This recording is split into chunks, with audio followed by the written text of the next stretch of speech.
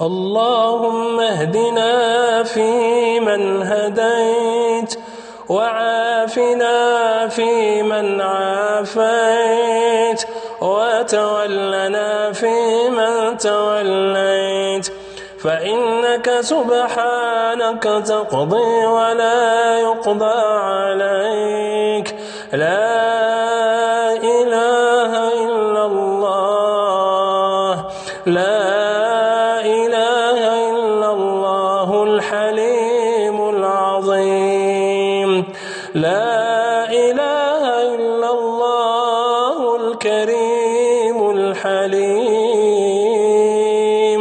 لا إله إلا الله، لا إله إلا الله وحده لا شريك له، له الملك وله الحمد وهو على كل شيء قدير.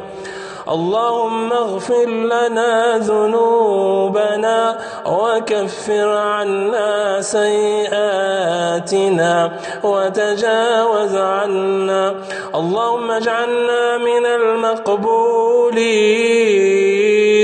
اللهم اجعلنا من المقبولين، اللهم اجعلنا من الذين يقال لهم ادخلوا الجنة بسلام، لا خوف عليكم ولا أنتم تحزنون.